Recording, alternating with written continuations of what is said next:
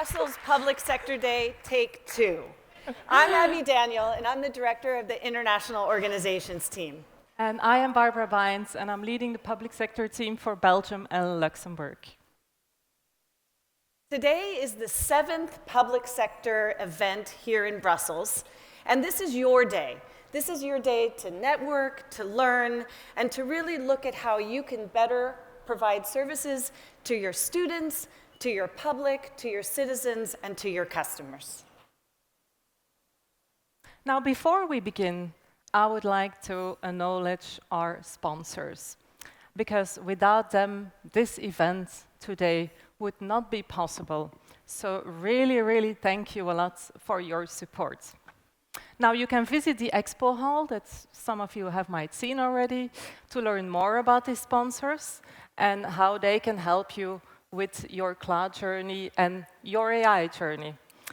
And if you have questions about today, then definitely also pass by the Ask the Expert kiosk, where we have specialists from AWS on site that can help you with your questions on government, on healthcare, and other topics. So whether you're just starting with the clouds or you have questions on advanced technologies like AI, generative AI, agentic AI, obviously they will be here to help you out. And we're also featuring a digital sovereignty kiosk, so pass by there too. And last but not least, also stay until the end of the day to join us for the networking reception that's also taking place in the expo hall. Now, today's event, we have a very interesting lineup of content today, tailored for Europe and for your needs. So we have sessions for everyone, no matter what your role or level of expertise is. Sessions on building solutions, sessions on digital sovereignty, obviously, on security, on agentic AI, not to forget. But we're also featuring some very interesting customer case studies. So we have EU LISA, the VRT, the Belgian public broadcaster, and also the Belgian Federal Public Service for Finance. So definitely check it out on the website, check it out in the agenda. I'm really looking forward to that. And we also have a Belgian guest speaker. So that will be Peter Hinsen, who will share his insights on navigating change and uncertainty. Now, talking about uncertainty, we do realize that customers in the region, they are faced with economic and geopolitical challenges. I'm sure that you all admit that. And those considerations, they really weigh on our customers making decisions about governance, about policy, and about technology. And today, we have Dmytro Zadorozhnyi, who's going to talk about his journey. So Dmitry is the head of IT governance cloud at the Ministry of Defense from Ukraine. And he's going to share his nation's remarkable journey throughout tremendous challenges in making business mission-critical decisions.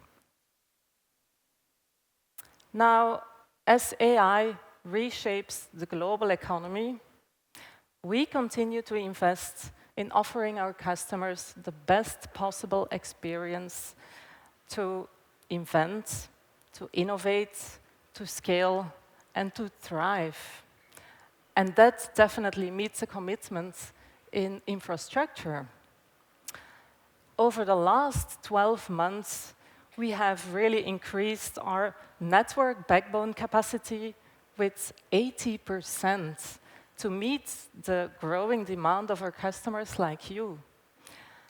And AWS really provides unmatched scalability with more combined regions, availability zones, and points of presence than any other cloud in the market, spanning over more than 6 million kilometers of fiber optic cable. Can you imagine that? That is like spanning a cable across the width of Europe more than 1,400 times. Crazy, right? And we continue to invest in our network every single year. Thanks, Barbara. We know the European Union has been working on initiatives to increase digital sovereignty and increase resilience to geopolitical concerns.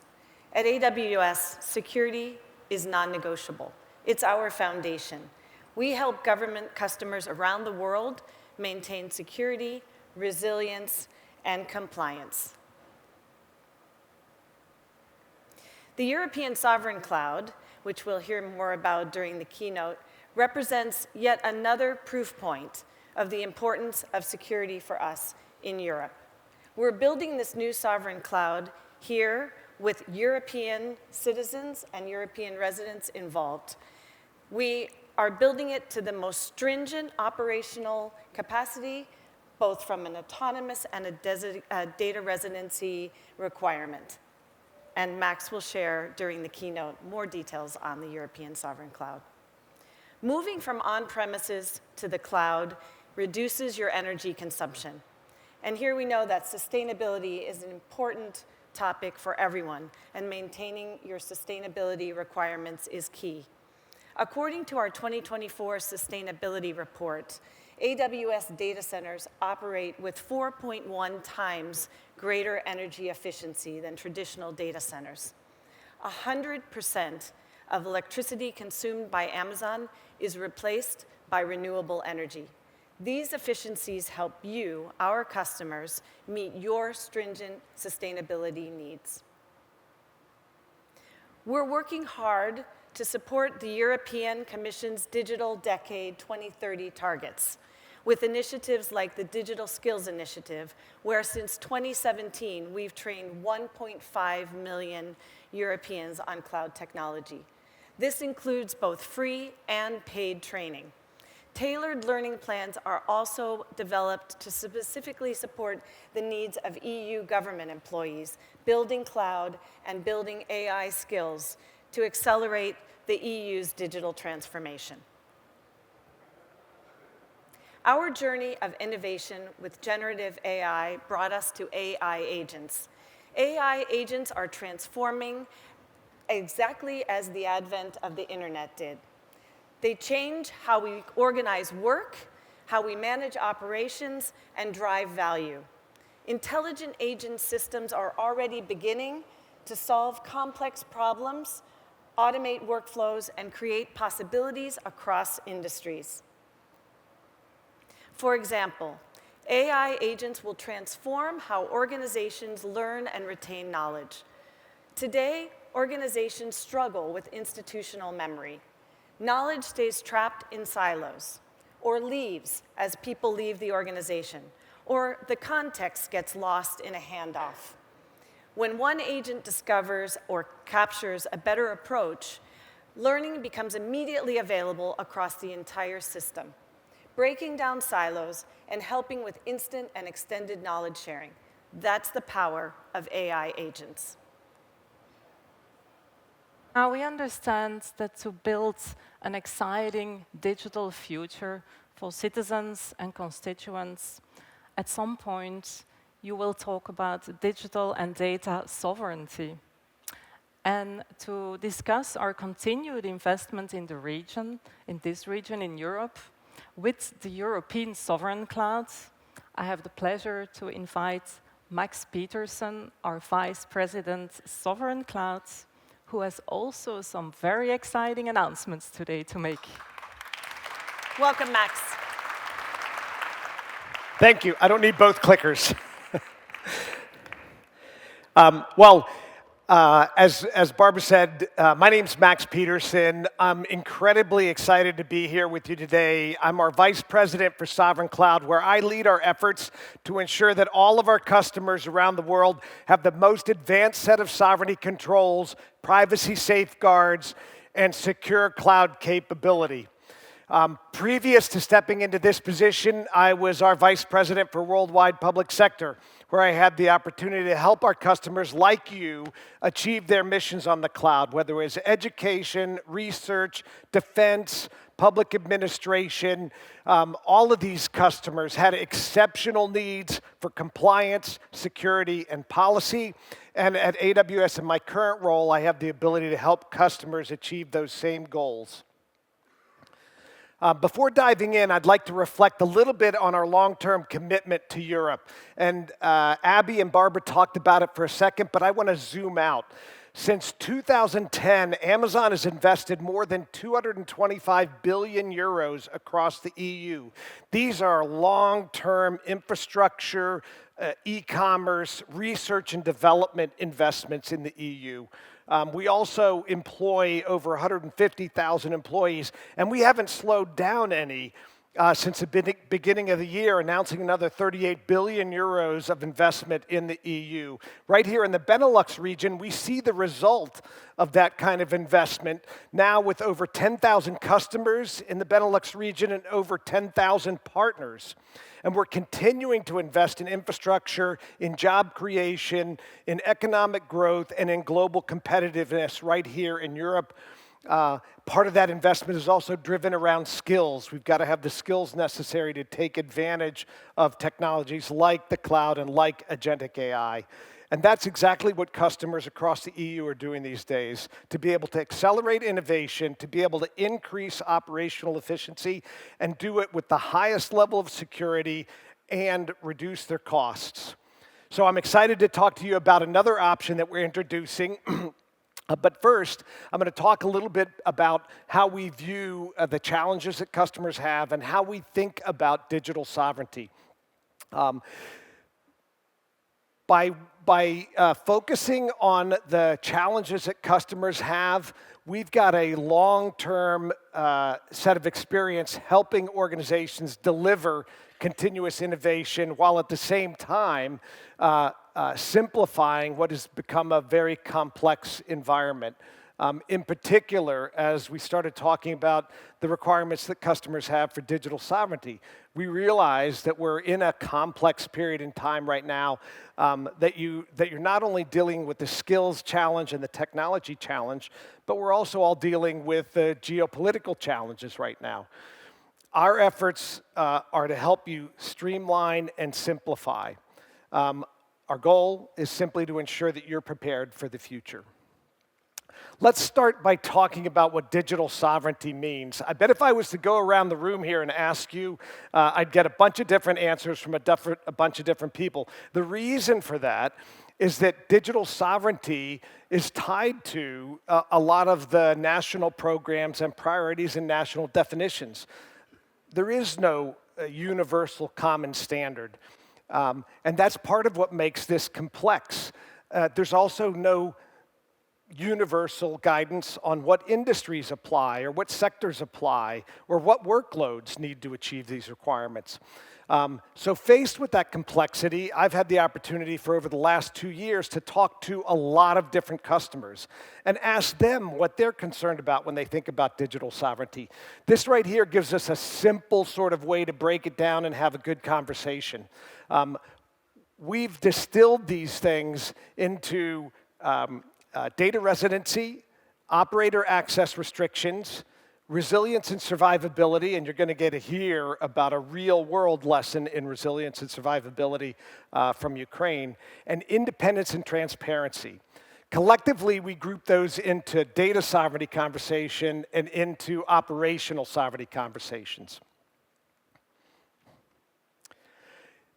In the public sector, end users entrust institutions that range from government to healthcare organizations with some of their most sensitive information. And they need to have confidence that that's going to be handled in a secure, safe, and now sovereign manner. At all times, trusting this to the public service entities that deliver those services and that work with their data.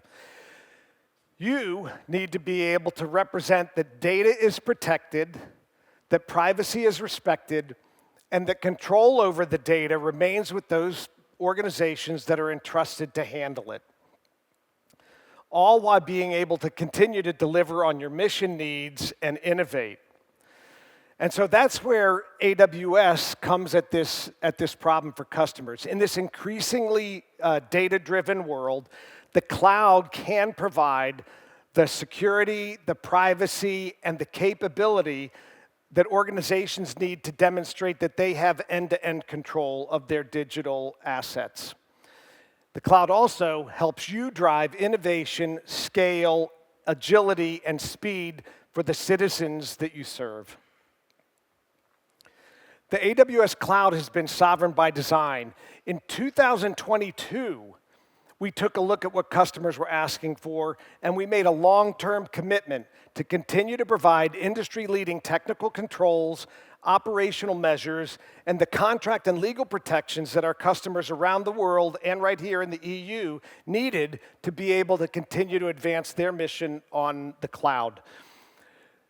With that commitment, the Digital Sovereignty Pledge in 2022, we said that we're going to continue to work over the long term to provide the transparency and the assurance to customers about how AWS services work so that they can validate that third parties have reviewed this and attested it, that we go through rigorous certifications and accreditations, all to help meet the standards that customers need to be able to continue to operate on the cloud.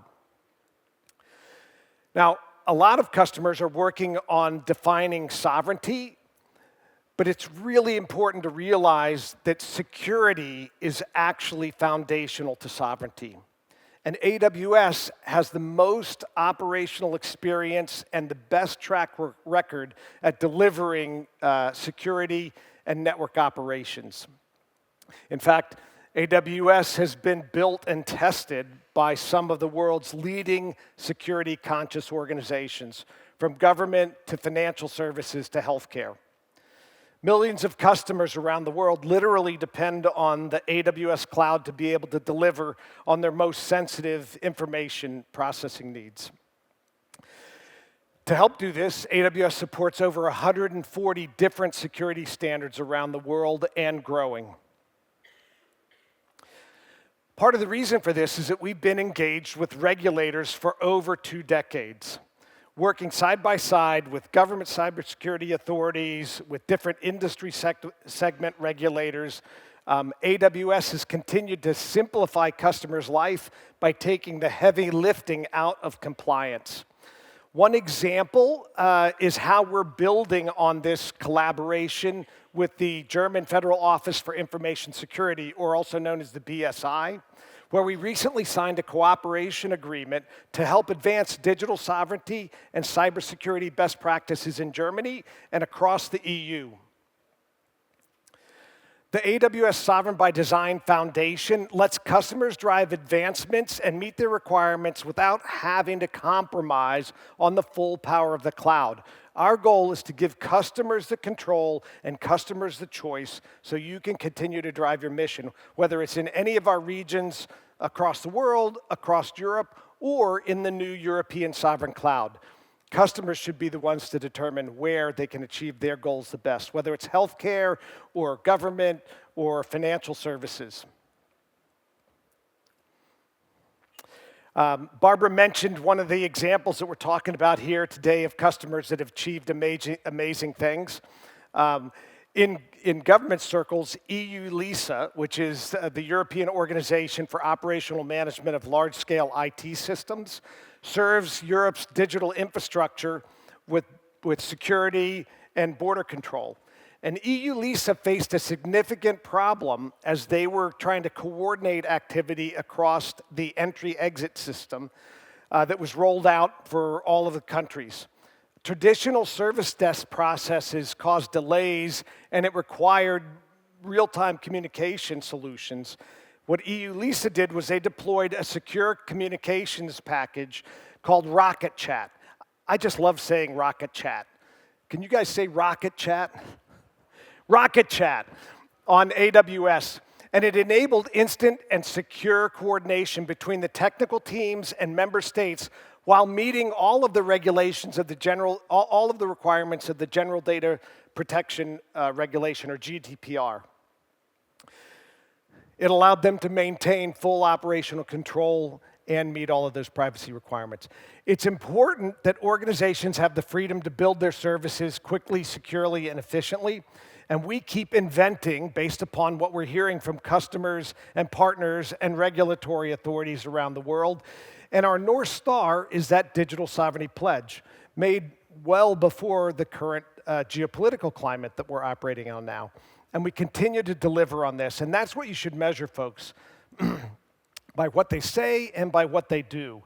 And I'm not going to go into exhaustive detail on this slide right here, but this shows you the features and services that we've delivered since 2022 that continues to give customers more data residency options, more granular access restrictions, deeper encryption, and better resilience. In 2023, we announced our plans to launch the AWS European Sovereign Cloud that would provide customers, again, with more choice and control to meet varying data residency, operational autonomy, independence, and resilience requirements. The AWS European Sovereign Cloud is a new independent cloud located and operated entirely within the EU that has the same level of security, availability, and performance that our customers get in any of our AWS regions today, with important additional features to deliver on the evolving needs of data sovereignty around Europe. The new region is going to be built in Brandenburg, Germany. It's set to launch in December of 2025, and I'm happy to report to you that we're on target. And if you're planning to use the European Sovereign Cloud, you can count on it going live when we made that commitment. It's backed up by a 7.8 billion euro commitment to deliver this infrastructure. And that's going to create jobs, it's going to create additional economic growth, and it's going to create incredible opportunities for your most ambitious AI programs, because the European Sovereign Cloud will have AWS's full suite of AI capabilities in it. The initial region is going to launch with multiple availability zones, just like you're used to architecting today.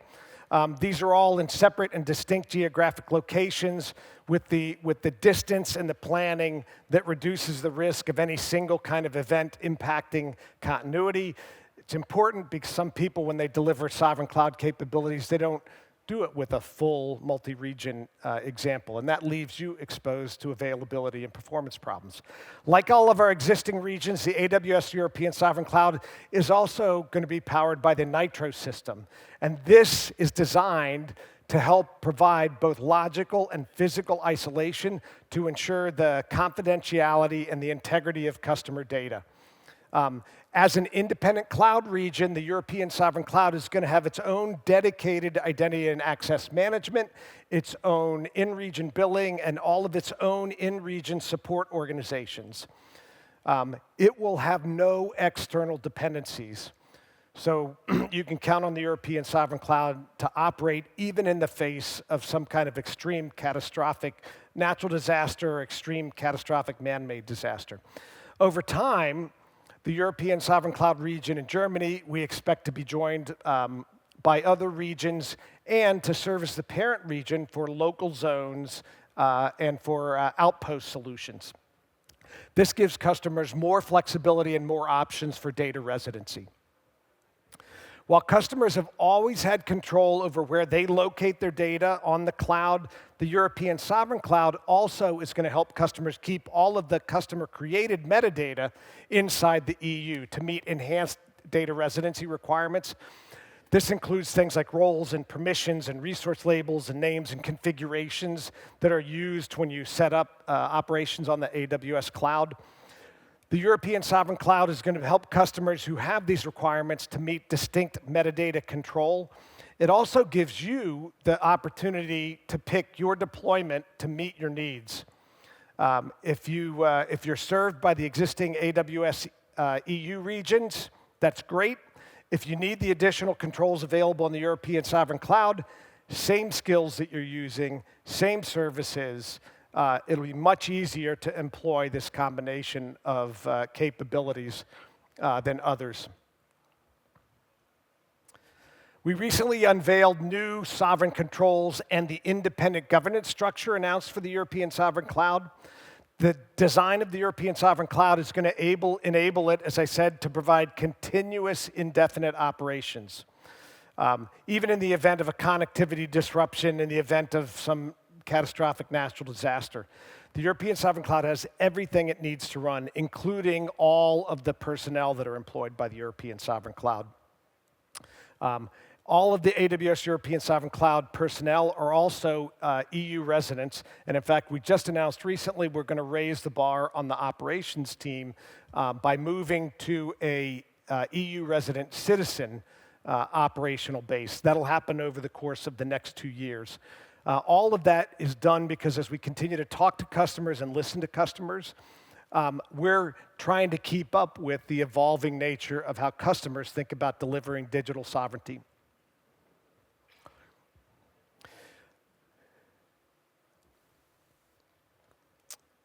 The other thing that we announced just in June of this year is that, as I mentioned before, digital sovereignty, there isn't a single common definition. And so we're going to work with the BSI and other regulators across the EU to create what we've called the Sovereign Reference Framework. We're developing ways that customers will be able to have a separate auditable assurance that about the features of the European Sovereign Cloud, things like the ability to continue to operate independently. We're introducing the Sovereign Reference Framework and a European Security Operations Center, all to be able to continue to provide the highest level of service availability and the highest level of trust that we can for those customers who are running these more mission-critical or more sensitive operations. We took the additional step of creating a new European trust service provider. The new service provider is going to autonomously operate its own CA key materials and perform certificate issuance and functions exclusively within the European Sovereign Cloud. It's not going to rely upon certificates outside of Europe. Again, all of this to continue to deliver the strongest level of independence and transparency so that you can continue innovating on the cloud and you have the choice to run in whatever cloud region you choose around Europe. We also announced that we're establishing a completely new European organization that will run and operate the European Sovereign Cloud. The new parent company is going to be headquartered and incorporated in Germany. There's 3 subsidiaries, one subsidiary that owns all of the infrastructure, one subsidiary that runs all of the operations, employs all the people, and one that does the trust certificate management. The management team of the European Sovereign Cloud, the managing directors, will be EU citizens and residents. We'll also have a government security and privacy officer. And by establishing this independent organization with a dedicated governance team and a dedicated leadership team, AWS will provide the greatest level of sovereignty, protections, security capability, and privacy across Europe. The other thing that we did to introduce additional transparency and oversight is we created an advisory board. The advisory board is going to be made up of qualified individuals with a number from Amazon and AWS, and also an independent, non-affiliated third party. That independent, non-affiliated third party provides additional information and transparency and advice to the leadership team of the European Sovereign Cloud. And it's yet another demonstration of AWS's commitment to the independence of the European Sovereign Cloud. To be able to continue delivering on the commitment we made, we also have established a fully dedicated operations, customer support, and technical support team. All of those services will be delivered exclusively inside the EU by EU residents and then soon to be EU resident citizens, all subject to EU law. Importantly, all of the AWS personnel that are part of the European Sovereign Cloud are trained on how to protect local and EU law, including things like refusing requests that they believe would violate a law like GDPR. No customer ever has said to me that they want a small cloud. That's why the European Sovereign Cloud is going to be a fully featured AWS cloud region that offers the same broad set of services, including compute, database, analytics, networking, machine learning, and AI. In June of last year, we announced the full set of services that will be available at launch.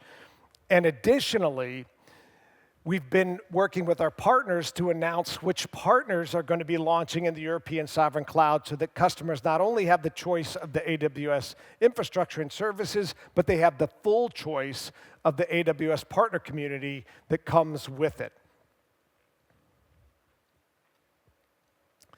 The AWS European Sovereign Cloud is going to also have AWS Marketplace, which many customers use to be able to find, test, and quickly deploy solutions on top of the AWS cloud. Customers are going to be able to choose from a wide range of these partner offerings to be able to continue to help drive innovation, utilize the same skills that you've already invested in, and take full advantage of the depth and breadth of AWS.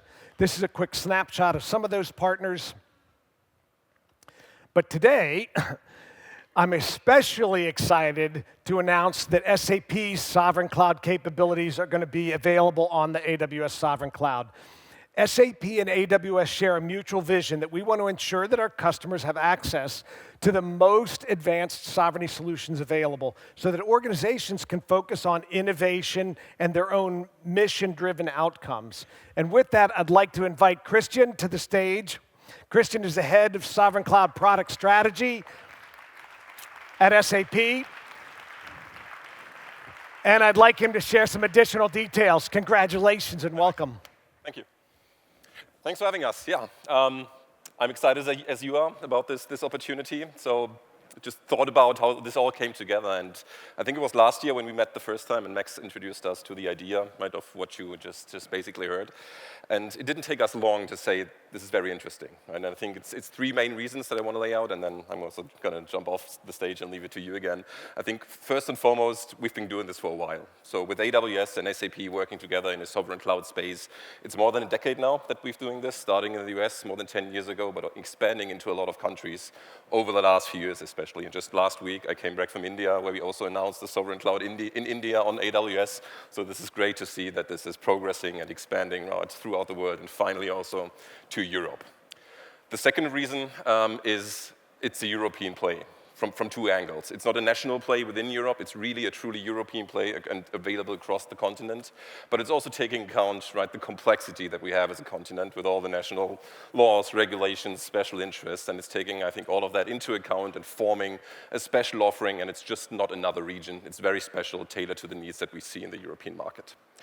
Last but not least, I think it's the same vision that we also share. So you said that in the introduction. I think for us also when we think about sovereignty worldwide, but especially in Europe, sovereignty is not isolation. It's not full autonomy in everything European only, because this will drive us into something that I think is not sustainable and will just leave us behind, so to say, technology. It is about control when we think at SAP about sovereignty. It's about taking control right, in terms of the business processes that you want to run on such an offering, and to make sure that you stay in control even right, when something bad happens. So I'm also really glad that we are doing this together, that we're also going to embark on this journey together in Europe. I'm here the whole day to talk to you as well. As you can see, we're going to start also actually early next year to make SAP Cloud ERP, our S4 flagship, available on this platform. Business technology platform is going to come mid next year, but there's more to come, even within 26, that we're also going to announce very soon in the next few weeks. So happy to talk to you, happy to go a little bit deeper into this, and thanks for having us. And Max, thanks for the opportunity. Thank you, Christian. That was excellent. Thank you. A little side note, so I started with AWS in February of 2012, and that's when I started working with SAP. And so I've worked with SAP to deliver these type of solutions in the US, in the UK, in Canada, Australia, New Zealand, and as Christian said just last week, SAP and AWS announced the collaboration in India to deliver SAP Sovereign Cloud capability. So it's absolutely thrilling that we're able to bring this public announcement to all of the customers here, not only in just the Benelux region, but all across the EU and Europe. So Christian, thanks again. We love the partnership and the things that we can do together for our customers. As we build the European Sovereign Cloud, we're continuing to apply the learnings from deep engagements across the world with regulators and national cybersecurity authorities to help simplify customers' abilities to meet their requirements.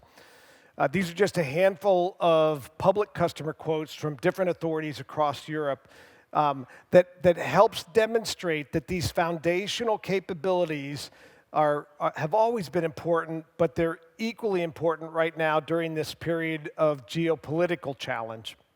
And yet, we continue working with these authorities to make sure that AWS cloud services are delivered to the highest level of security, and we defend some of Europe's most sensitive operations, including our ongoing support in Ukraine.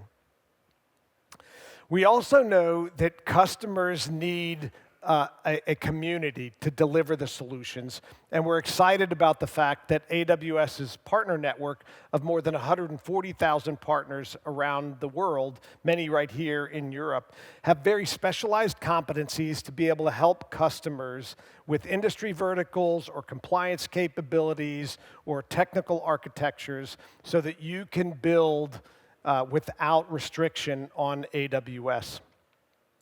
And in particular, we launched what we call the Digital Sovereignty Partner Competency several years ago so that partners can dive deeper into this area and give customers expert guidance there. Announced last year, we're now up to many customers or partners that have achieved that competency. You'll notice more than 24 logos up here. And if you want to get more, if you're from our partner community and you want to get more information on that, just snap the QR code right up here. We're also pleased when we work with analysts who help customers understand this difficult topic of digital sovereignty. When we see reports like this one from Omdia produced something called the 2025 Sovereign Cloud Market Radar, where AWS was recognized as a champion. Omdia is a global analyst and advisory firm that works in over 180 countries around the world. The reason I put this up here is because it's a good source of third-party information for those of you who are working with the question of digital sovereignty. This helps to inform how you're thinking about it and how different cloud service providers deliver on different dimensions of digital sovereignty. So if you're interested in that, please go take a look. Now, as we've discussed here today, there's a lot of complexity involved in delivering services for public good on the AWS cloud. And we're here to continue to help you understand how to navigate those while achieving the speed, security, and agility that you seek in delivering to your customers. Take advantage of the most modern systems available, exploit the opportunity that AI provides, and in the end, deliver on the mission requirements that your customers have. And so with that, I'd like to welcome Abby back to the stage for a conversation with Dmytro, the head of cloud governance IT at Ukraine's Ministry of Defense, who's going to join us virtually. Abby? Thanks, Max. Here you go. Thank you. So while we get Dmytro connected, I wanted to let you all know that he very much wanted to be here with us in person today. We had planned it. I even have my fireside chat note cards. But unfortunately, due to the mission in Ukraine, he was not able to travel. But his commitment to us and his commitment to you to share the story of their digital transformation is so strong that he's agreed to come and join us virtually. So welcome, Dmytro, and thank you for joining us.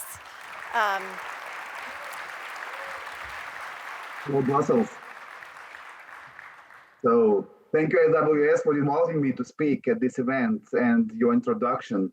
I'm really happy to share with you some of our lessons learned and also stories regarding our cloud journey and transformation in very extraordinary circumstances, as we might guess.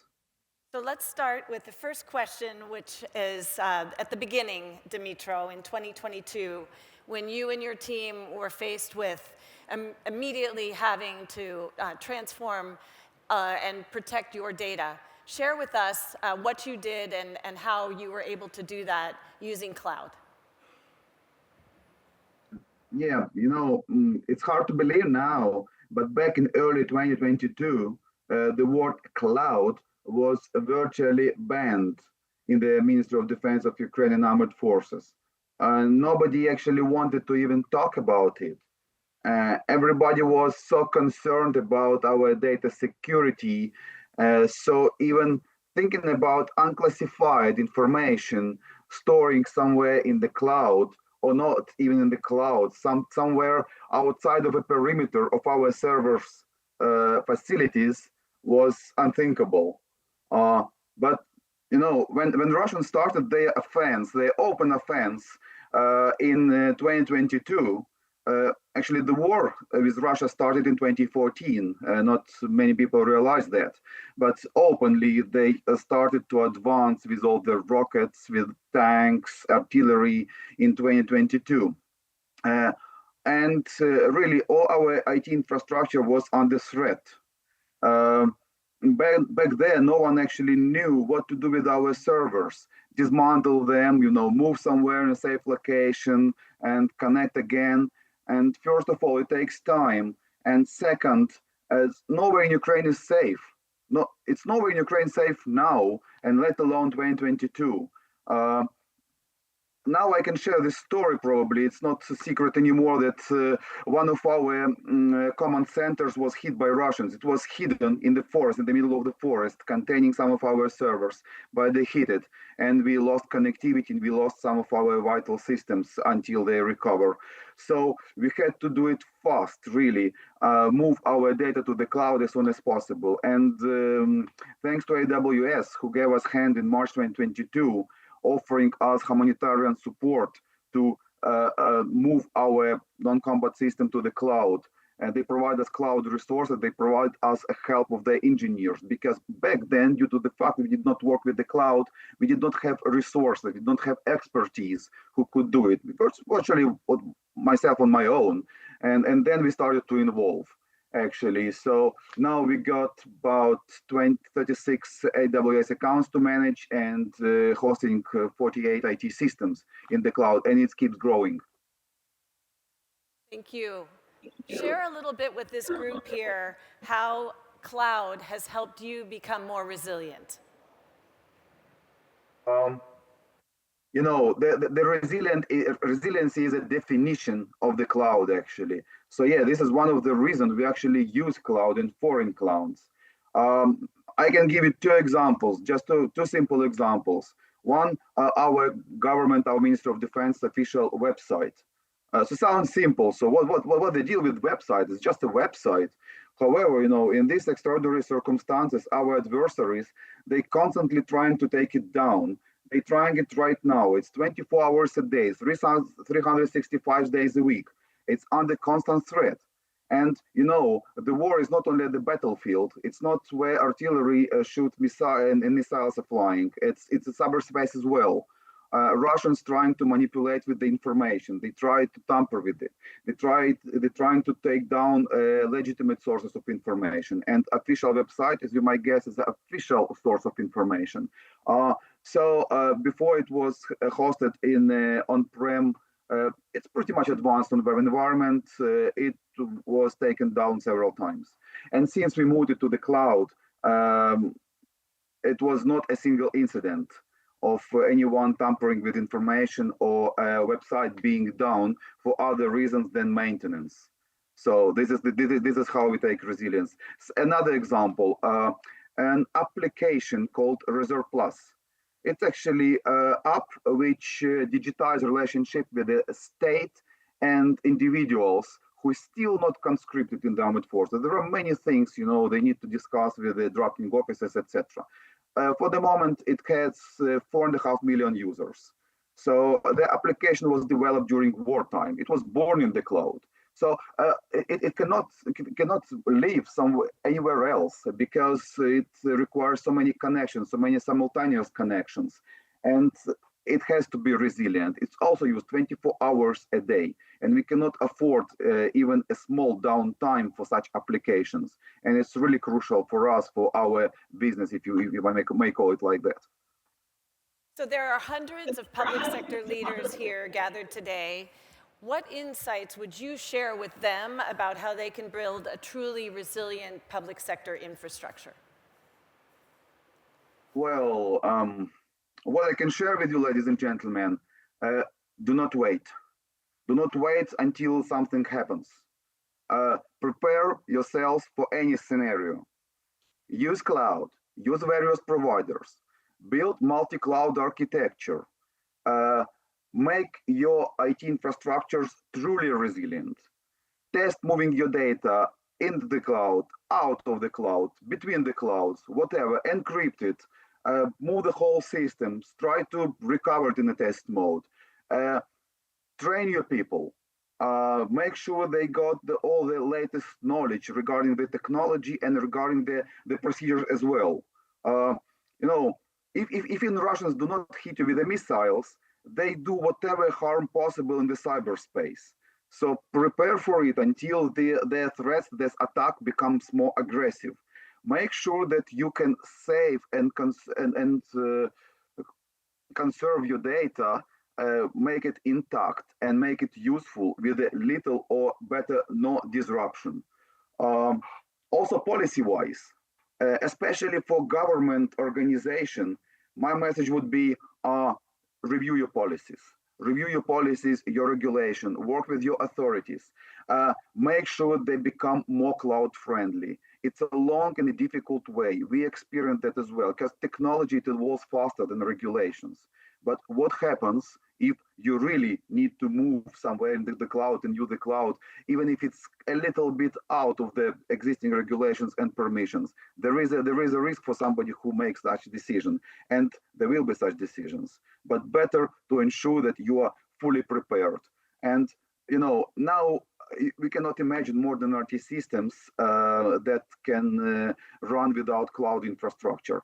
So even without thinking of possible geopolitical risks or war or whatever, regulations needs to be updated, policies needs to be updated, people needs to be trained. Thank you. And finally, your team has found innovative ways to use cloud technology to solve some very complex challenges. Can you share some information with this group of leaders here today? Given the format of this interaction, ladies and gentlemen, and also taking into consideration informational security, I probably cannot share with you some specifics, technical details, and so you probably understand why.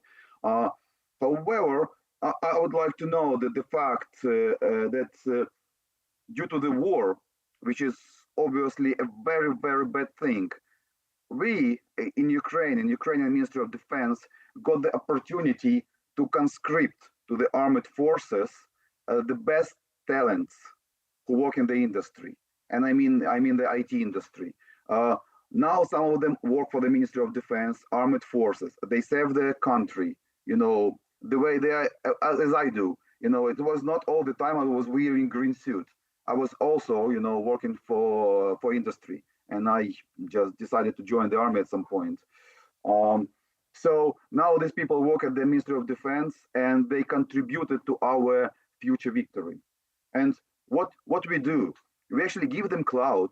We give them cloud resources, sandboxes. We allow them to play, to innovate, to build the interesting solutions in this sandbox environment, to experiment. And they use innovation. Some of this innovation can serve the good, can be very useful in our production usage. So you don't need actually the war to start doing so. Involving the IT community, the best people who can contribute their knowledge, their willingness, they got some ambitions, and they can build their solution in the cloud, and then you can take it and use it in your businesses. I think it's going to be a win-win situation. Dmytro, thank you so much for sharing your story here with this group that is here for Public Sector Brussels Day. We admire and respect the work that you've done, the resilience and innovation that you've done through very, very difficult times. And we stand with you and look forward to continuing the partnership with you. Thank you very much. Thank you, Abby. Thank you.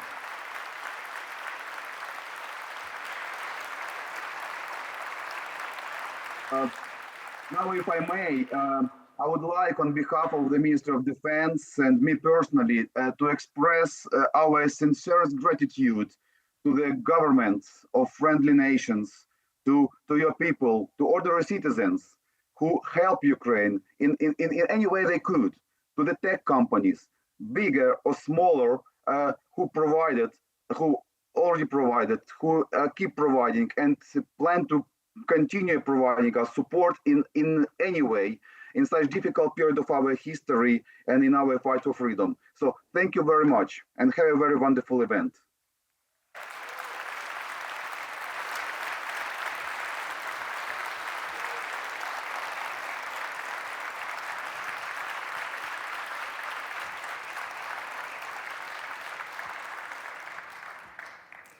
And so with those words and that message, I wish you all an eventful day here of learning and in networking and enjoying.